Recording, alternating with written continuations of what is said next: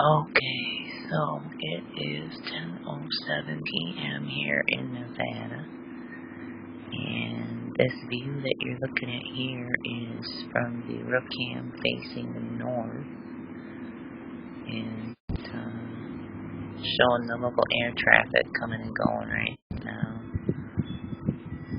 And the vent pipe, lovely view of our vent pipe. Anyway, I want to try to read really quick here, if I can, some information about the FCC going after some pirate radio stations. And in this particular article here, it talks about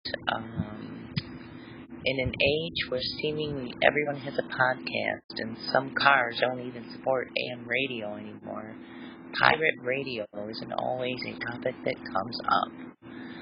But the Federal Communications Commission, thanks to fresh enforcement capabilities it received from Congress a few years ago, is going after any pirate radio station it can, and that, in some cases, includes churches. Yeah, last month, the Commission issued at least 2 separate complaints regarding pirate radio stations in Oregon, including one at a Portland area church. That complaint accuses the owner of the property, Eastside Free Methodist Church, of operating a radio station at illegal output levels. The situation is interesting, as churches generally are allowed to operate radio stations under the low power FM regulation, allowing for non-commercial use within a surface range of about 3.5 miles.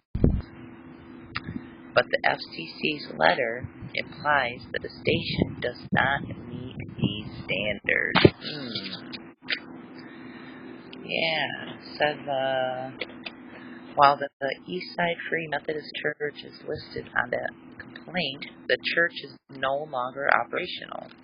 An official at a church that operates a weekly service in the same building, when reached for comment, said that the church building supports religious services for multiple churches who rent out the space.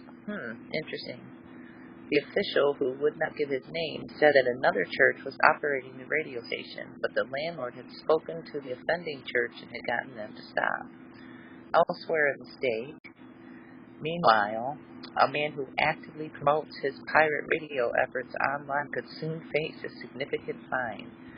Thomas Eugene Barnes, someone who has been active in the pirate radio space since the early 1990s, is facing a potential $80,000 fine for broadcasting at 100.5 megahertz in La Grande, Oregon, on the eastern side of the state. In 2018, Barnes first received notice about violating FCC rules with his station, Pirate Radio Eastern Oregon, but ignored multiple complaints regarding his conduct. Last March, the FCC Enforcement Bureau removed 2 transmitters from Barnes' property. Barnes then posted to Facebook a few days later, stating that he had moved to another spot on the dial.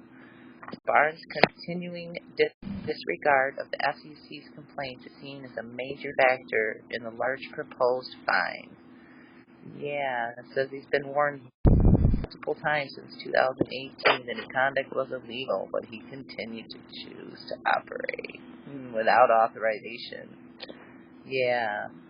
Says that the FCC's efforts to fight pirate radio stations have picked up in the recent years as a result of the passage of the Preventing Illegal Radio Abuse Through Enforcement Pirate Act.